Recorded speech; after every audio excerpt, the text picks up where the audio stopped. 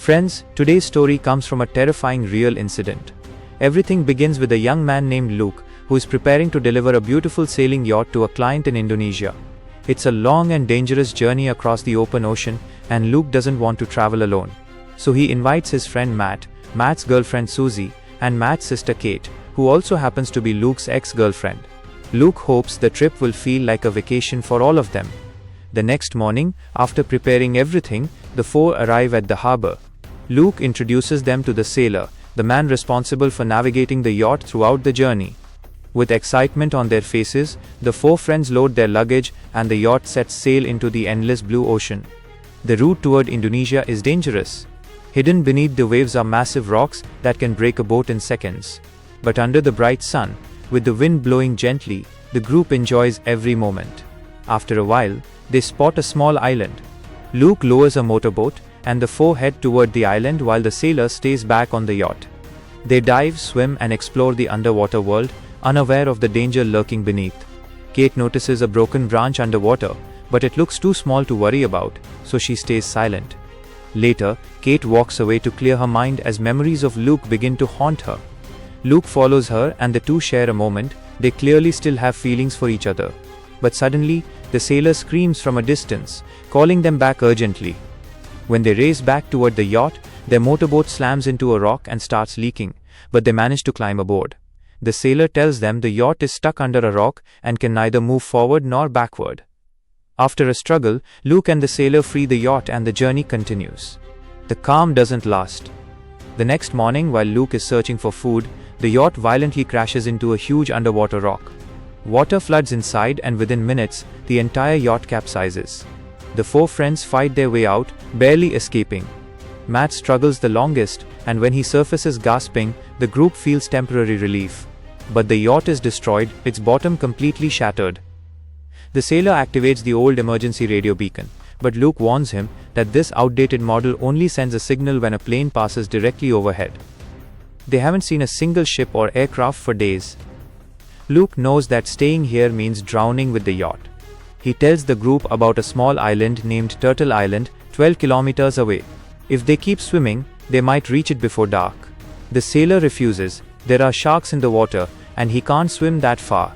Susie and Kate are terrified, but Luke convinces them.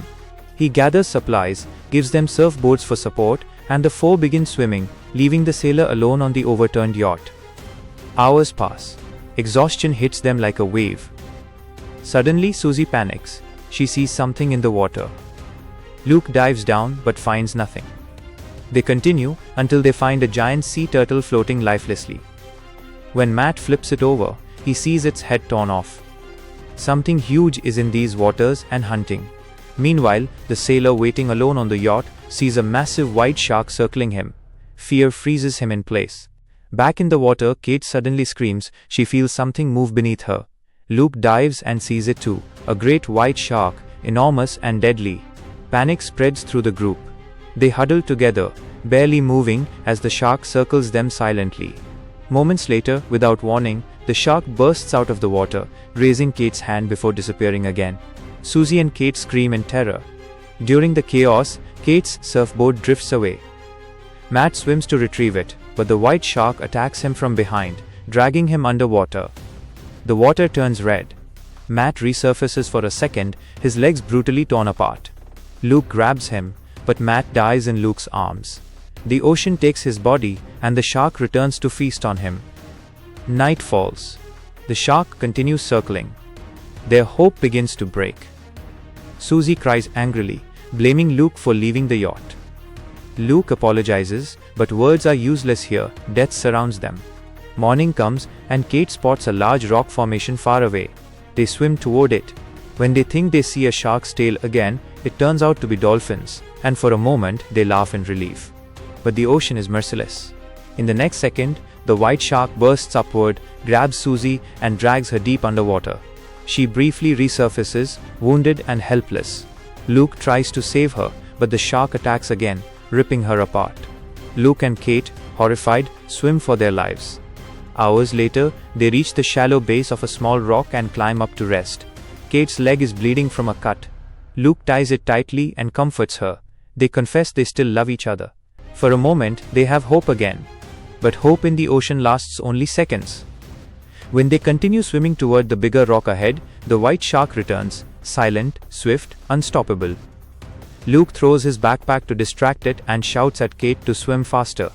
They reach the tall, slippery rock. Kate manages to climb up, and she tries to pull Luke with all her strength. But the rock is too steep, and Luke keeps slipping. Suddenly, the white shark rises from beneath and drags Luke into the deep. His screams echo through the vast ocean, then disappear forever. Kate sits on the rock, screaming Luke's name, staring at the endless water, praying for a miracle. But the ocean remains silent. The next morning, a fishing boat finds her exhausted and barely conscious. She is rescued. But Luke, Matt, Susie, and the sailor? None of them are found again. And that, my friends, was a chilling real-life survival story from the unforgiving open ocean. Stories like this remind us how fragile life can be and how courage becomes our greatest weapon. If you found this video engaging, make sure to like, share and subscribe for more true survival histories. Thanks for watching and stay safe out there.